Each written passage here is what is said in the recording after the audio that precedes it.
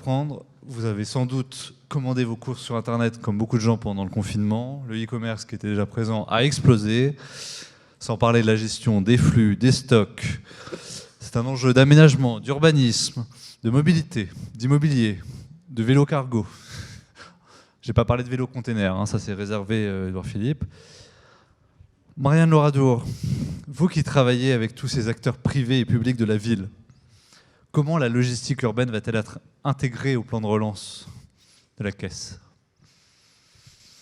Je crois que c'est un sujet d'abord qui s'invite de plus en plus dans l'agenda politique et économique. Vous voyez, je crois que la première fois que je suis intervenue sur la logistique urbaine, sans doute dans un sommet du Grand Paris, j'étais intervenue à 18h15 devant 15 personnes. Là, la logistique urbaine est placée dans l'agenda de ce sommet à 15h20 devant 150 personnes. Donc on voit bien que la logistique urbaine s'invite beaucoup plus dans cet agenda politique, économique. Et effectivement, parce que d'abord, il y a eu le fait conjoncturel. Le fait conjoncturel, c'était la crise du Covid. Elle a révélé l'importance de bassins de vie de proximité, l'importance du commerce de proximité, bien achalandé, l'importance de cette ville du quart d'heure. Et le e-commerce, pendant cette crise du Covid et du confinement, a été peut-être un des meilleurs amis en fait, du confinement. D'ailleurs, je crois qu'il faut se le dire, la chaîne logistique, pendant ce confinement, a été résiliente. Et elle a été en fait au rendez-vous de la plupart des Français. Et puis, comme vous le disiez, il y a le fait structurel du e-commerce, le fait structurel de cette augmentation de la livraison, notamment de la livraison aux particuliers. Avant, c'était 20% de la logistique, aujourd'hui, c'est 50%. Et ça, c'est structurellement l'explosion du e-commerce, de la logistique. Pour donner un chiffre, on est en Île-de-France 200 millions de tonnes de marchandises livrées par an. Ça fait 55 kilos par jour par habitant. Donc on est effectivement sur des chiffres qui interpellent. Comment on peut réduire ça ?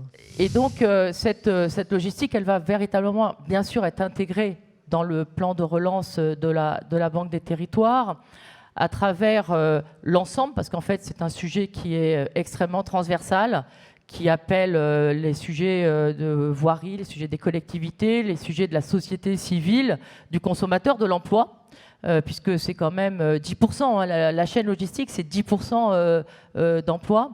Et donc, on va la trouver extrêmement présente dans le plan de relance de la Banque des Territoires, puisqu'on intervient sur la transition écologique et énergétique, qui est extrêmement interpellé par le sujet de la logistique. On intervient sur le commerce et on intervient sur la revitalisation industrielle. Donc 3 sujets totalement connectés avec la logistique. Et vous travaillez avec la métropole là-dessus depuis quelques années. Monsieur le maire, comment ça avance ce pacte pour une logistique métropolitaine ? Eh bien, il avance plutôt bien. On a été bloqué comme beaucoup d'activités par le Covid, mais pendant une année, nous avons travaillé avec l'ensemble des acteurs, qu'ils soient acteurs eux-mêmes de la logistique, mais aussi les différents acteurs de l'immobilier, pour qu'il puisse y avoir un continuum qui nous permette de faire évoluer la logistique pour qu'elle soit au plus proche des besoins de nos habitants. Et nous avons tous constaté que l'évolution, et en particulier après la Covid, que cette évolution s'est accélérée, c'est-à-dire la demande d'une logistique qui soit encore plus de proximité et qui effectivement génère beaucoup de difficultés pour les collectivités, des difficultés qui vont jusqu'à thromboser très fortement les artères principales de certaines collectivités. Il y avait une petite harmonisation des arrêtés municipaux. Alors voilà, sur la métropole du Grand Paris, nous avons plus de 131, puisqu'il y a 131 communes, mais plus de 131 organisations de réglementation, de livraison et de circulation. Donc l'objectif, c'était d'avoir un démonstrateur qui nous permette, sur certaines collectivités, d'unifier ces réglementations. Alors on a fait un travail avec quelques villes qui étaient un peu plus nombreuses bien avant les élections municipales, un peu moins juste avant les élections municipales, qui ont été candidates pour le faire. Et je pense à Drancy, au Lilas, à Romainville. D'autres villes se sont ensuite portées candidates. Et j'espère que nous allons pouvoir, d'ici à la fin de l'année, eh bien, mettre en place ces démonstrateurs. Des démonstrateurs qui, comme je viens de l'indiquer, sont liés au fait qu'on doit unifier au maximum la réglementation. Pourquoi faire ? Eh bien, pour qu'on sache quelles sont les bonnes heures de livraison, qu'on ne vienne pas impacter les moments où eh bien, les véhicules sont de sortie parce qu'il y a ce système pendulaire en voiture ou en train, ou à voir avec d'autres modes de transport, et puis lorsque les gens eh bien, se déplacent dans les collectivités. Donc on va jusque dans les démonstrations à regarder les aires de livraison pour qu'elles soient programmables et que eh bien, les logisticiens puissent programmer l'arrivée de leurs véhicules. Et le président Ollier et moi-même, on avait même pensé à un moment à pouvoir mettre des caméras de vidéo qui permettent en fait de contrôler ces livraisons de façon à ce qu'elles soient réalisées aux bonnes heures. Ça fait partie d'un arsenal complet du schéma de la logistique métropolitaine, donc le pacte métropolitain dont vous parlez, et qui va permettre, je l'espère, pour les 7 millions d'habitants, d'ici à peut-être un an et demi, eh bien, d'améliorer considérablement la livraison in fine, celle du dernier kilomètre. Antoine Berbin, on n'a pas encore parlé du fleuve. On a entendu le Premier ministre tout à l'heure. Il semble un peu le grand oublié dans l'affaire. Bon, je ne crois pas.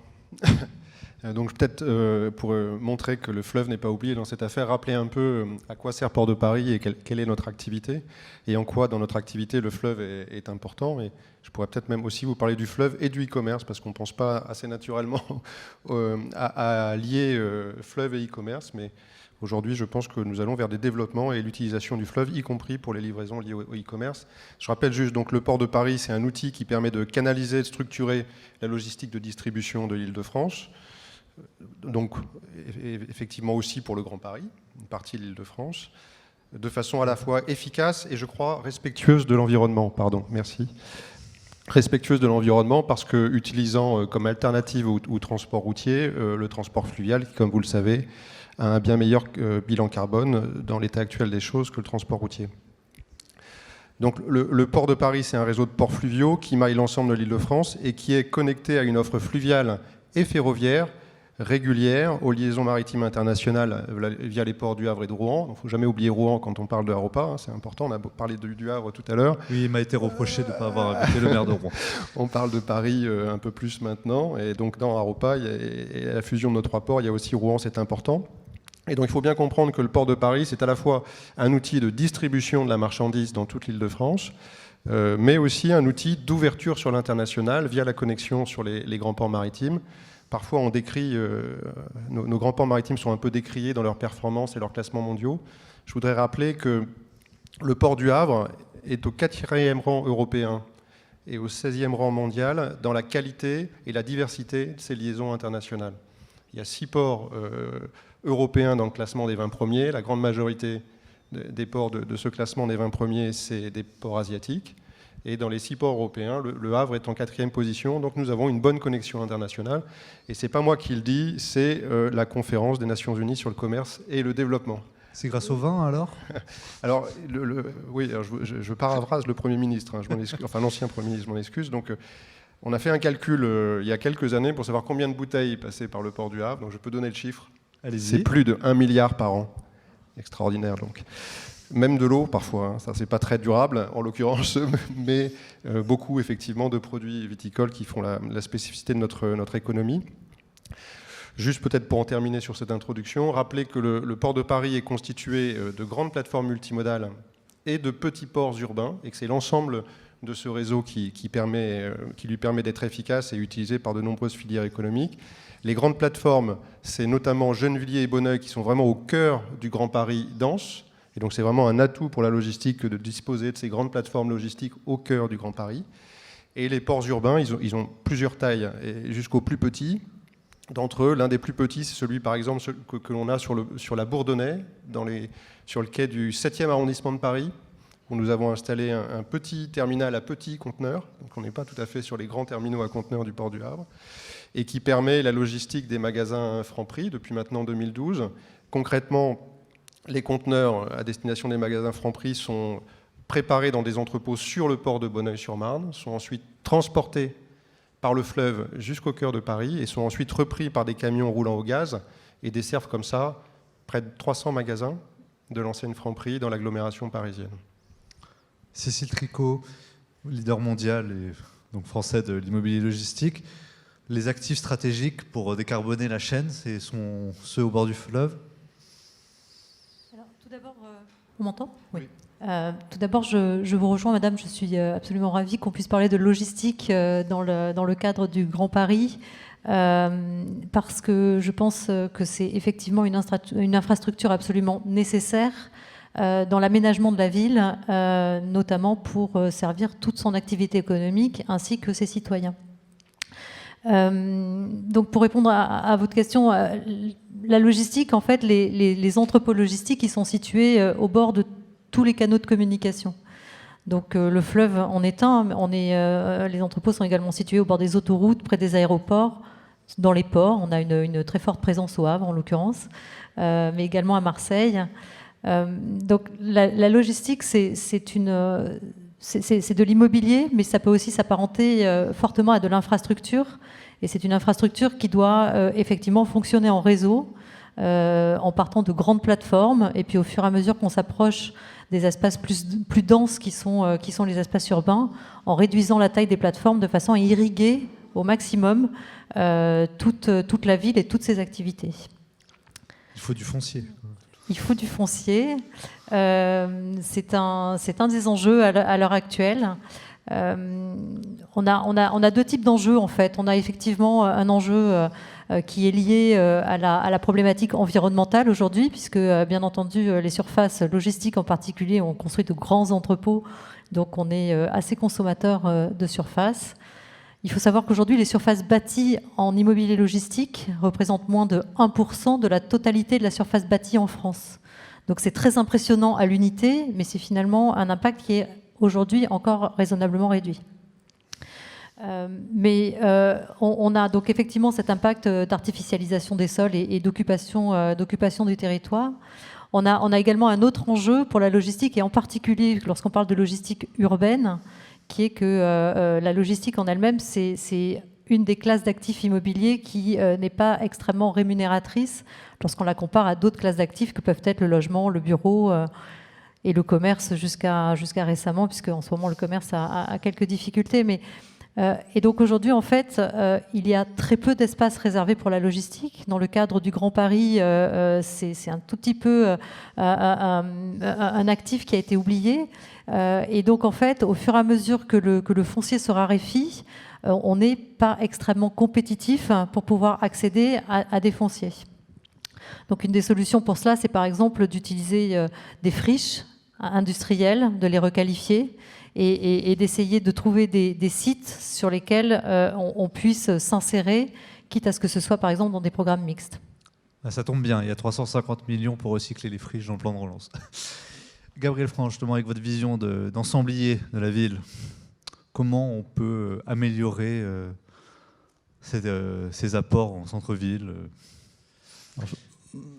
Bonne question, qu'on peut rapprocher aussi d'un des enjeux aujourd'hui majeurs. Je vous entendais parler de décarboner la chaîne logistique. Si dans le logement, l'un des enjeux, c'est celui de la performance énergétique et thermique, celle de la logistique, elle est aussi liée aux problématiques du carbone. On part d'un principe que plus le transport se rapproche du client final, plus son coût augmente. En fait, 20% du coût de livraison est celui du dernier kilomètre. C'est pour ça qu'on parle assez communément de la logistique du dernier kilomètre, qui s'oriente selon différents axes. Le transport, le consommateur avec le retour client. Il faut savoir qu'un quart des commandes, en général, sont retournées. Et quand vous mettez ça en parallèle du fait que la moitié des véhicules de transport sont vides, ça pose des questions. Un troisième axe, c'est celui aussi du packaging, tout simplement. Et puis un quatrième, qui nous concerne éminemment, c'est le bâtiment logistique. Le bâtiment logistique, son immobilier, le décarboner, c'est pas seulement se dire que le bâtiment ne doit pas produire de carbone, mais c'est que dans son cycle de vie général, de la fabrication des matériaux à sa vie, à sa fin, c'est-à-dire aussi à comment le recycler, on doit se poser les bonnes questions de baisser le niveau de carbone.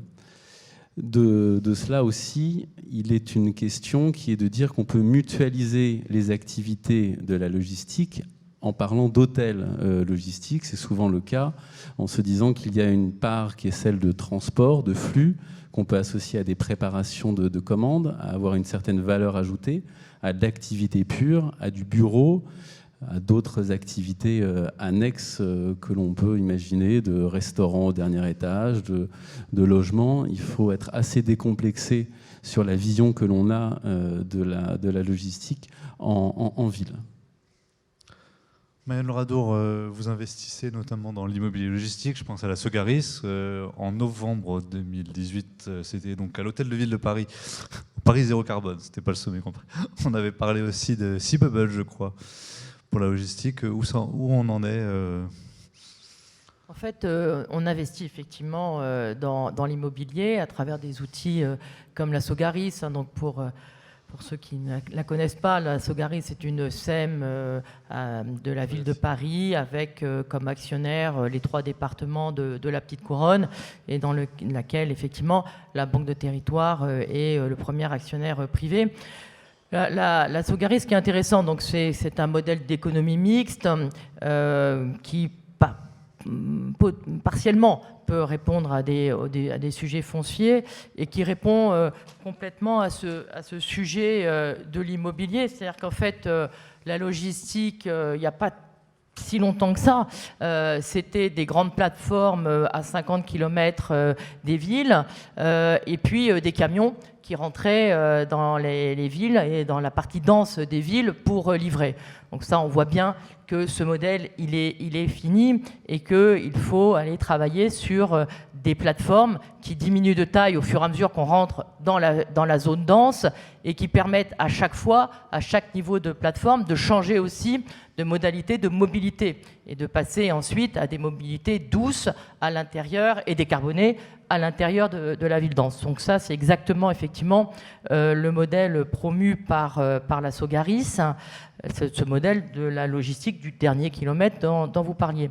Mais sur l'équation en fait de la logistique, c'est l'ensemble de l'équation effectivement qu'il faut travailler, les infrastructures, l'immobilier et puis aussi évidemment la mobilité en elle-même. Et là, avec la Sogaris et avec d'autres acteurs, on travaille. Alors avec la Sogaris, on travaille sur on a fait le premier hôtel logistique ferroviaire pour à Chapelle Internationale, dans le 19e, en quartier politique de la ville. C'est en plus important aussi en termes d'emplois qu'on peut créer pour essayer d'amener en fait la marchandise par le rail.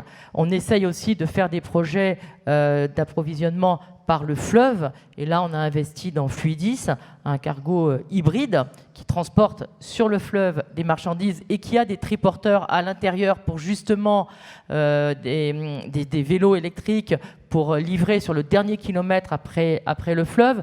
Et c'est toute cette équation, toute cette recherche et tout cet écosystème qu'il faut mobiliser pour changer l'équation de la logistique. Cécile Tricot, quand vous voyez Ikea s'installer place de la Madeleine, ça vous fait envie ? On serait ravis que Prologis puisse avoir un logo quelque part à l'intérieur de Paris, mais c'est pas exactement notre modèle. C'est-à-dire que nous, en fait, on a effectivement les grandes plateformes que vous décrivez. On accompagne nos clients pour s'acheminer vers la ville et pour effectivement construire le maillage qui se situe aux portes de Paris. Ensuite, les surfaces qui sont dans Paris sont plutôt pour des opérateurs qui vraiment ont besoin de livrer les derniers kilomètres ou les 100 derniers mètres à l'échelle du quartier. Donc naturellement, ça nous intéresse. Simplement, en fait, il faut une pluralité d'acteurs. C'est tout un écosystème qui se met en place. C'est un élément absolument indispensable. Et encore une fois, lorsqu'on veut répondre à la logique environnementale, il faut éviter que les camions ne rentrent dans Paris jusqu'au cœur de Paris. Il faut éviter qu'un camion qui vient de 50 km de la région parisienne ne fasse le tour de Paris pour livrer la totalité de ses clients. Et ce qui est très important, c'est de travailler, encore une fois, sur un maillage autour de Paris qui permette de travailler à l'échelle de l'arrondissement, du quartier. Voilà, dans ce contexte-là. Ça tombe bien, vous avez un maire à côté de vous qui a aussi été un professionnel de la profession. Vous avez dirigé Géodis, la filiale logistique de la SNCF. Vous qui parlez le double langage, je n'ai pas dit élément de langage ou la langue de bois, le double langage des deux côtés, quelle solution vous préconisez ? Pour la métropole, ce qu'on avait en tête, c'était évidemment les contraintes des logisticiens. Et ce qui n'a peut-être pas été souligné jusqu'à présent, c'est qu'à chaque fois qu'il y a une rupture de charge, il y a un coût supplémentaire qui vient s'ajouter. Et ce qui est important dans ce qu'a dit Port de Paris, c'est d'aller au plus près en fait, du consommateur avec un mode vertueux tel que le mode fluvial. Et puis ensuite, comme l'a dit effectivement la directrice régionale de la Banque des Territoires, qu'on puisse aussi avoir ces modes vertueux. Au niveau de l'organisation du territoire, c'est de mettre à disposition des logisticiens tous les éléments techniques qui vont favoriser et fluidifier la possibilité d'aller au client final. Et on le voit bien, toutes les personnes qui sont ici dans la salle ont probablement utilisé un jour leur ordinateur pour faire une commande et avoir une livraison 24 heures ou 48 heures après. Tout ça génère, et ça a été indiqué par monsieur l'architecte tout à l'heure, tout ça génère des flux qui sont très désordonnés. Il faut pouvoir les organiser, les ordonner. C'est le travail des logisticiens, et puis c'est le travail aussi de ceux qui, en termes politiques, dans le cadre de la gestion de la cité, sont obligés d'organiser les choses préalablement, et c'est ce qu'on est en train de faire dans le cadre du pacte de relance de la logistique métropolitaine, en ayant à l'esprit, évidemment, l'impact environnemental. Et le président en a peut-être parlé tout à l'heure, mais la ZFE, la zone de faible émission, est un sujet qui intervient aussi et qui vient se superposer avec l'ensemble de ces éléments. Donc concrètement, on a une série de champs, de possibles améliorations qui vont nous permettre d'aider les logisticiens pour que les clients finaux soient les plus comblés possibles, avec des élus qui soient tout aussi comblés, parce que ce que l'on veut quand on est élu, maire d'une ville de 15 000 habitants, modeste en Seine-Saint-Denis, c'est de ne pas avoir de thrombose, de ne pas avoir, on en a déjà suffisamment avec la benne à ordures ménagères, suffisamment avec les travaux, etc. On souhaite que le logisticien s'organise. Et donc c'est cette organisation que l'on appelle de nos voeux, et je pense qu'en s'inscrivant dans le cadre du pacte de logistique que nous avons mis en place et qui est en train de s'étoffer, nous pourrons faire en sorte que les 7 millions d'habitants soient satisfaits, livrés en temps et en heure, et surtout avec le moins d'impact environnemental. Antoine Berbin, est-ce qu'on peut aller vers une SZE, une Seine zéro émission ? Je sais que CEMEX travaille sur des pousseurs à hydrogène notamment. Oui. Bon, très honnêtement, je pense que la question est à la fois importante et pas importante, parce que réduire les émissions de gaz à effet de serre du transport fluvial, c'est naturellement un objectif, mais c'est l'objectif de tous les modes de transport.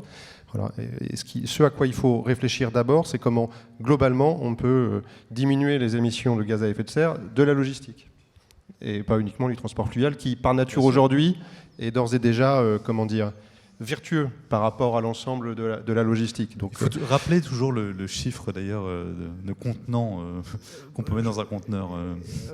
Je vais me tromper dans les chiffres. Mais ce que je voulais vous dire, peut-être, pour rester sur le sujet peut-être des livraisons, c'est le sujet du e-commerce. Bon, on a bien vu qu'IKEA développe une activité commerciale dans Paris, se renforce avec de nouveaux concepts, développe aussi son offre de e-commerce, et pour ça, ils ont besoin de surface, mais à proximité de leurs clients pour organiser une logistique qui soit elle-même performante et vertueuse. Et c'est ce qui les a amenés à s'installer sur le port de Gennevilliers, où aujourd'hui ils occupent plus de 50 000 m² dans un entrepôt à étage, avec un effet aussi de densification de l'outil logistique que représente un entrepôt sur un port comme Gennevilliers. Je crois qu'aussi on gagnera en ayant cet effort de densification sur les entrepôts logistiques en zone urbaine dense. Je disais tout à l'heure que les acteurs du e-commerce aujourd'hui sont très peu présents dans le domaine du transport fluvial, mais pour autant, beaucoup sur nos plateformes, à Gennevilliers et Bonneuil, IKEA en fait partie, beaucoup y travaillent pour utiliser le transport fluvial. Comment vous pouvez les inciter justement ? Alors aujourd'hui, ils s'installent chez nous parce qu'ils peuvent y installer leurs entrepôts dans lesquels ils vont stocker les nombreuses références qui forment leur offre commerciale. Et depuis Gennevilliers ou depuis Bonneuil, ils peuvent desservir avec des camions au gaz. Les deux plateformes Bonneuil et Gennevilliers sont équipées de stations de distribution de gaz. Le CIGEF est dans la salle, donc il est un acteur important du domaine. Et ou en camionnette électrique. Donc depuis des zones logistiques dans le cœur de l'agglomération comme Gennevilliers et Bonneuil, on peut avoir une distribution propre, d'ores et déjà. Pour autant, ces acteurs réfléchissent à l'utilisation du transport fluvial. Pourquoi ?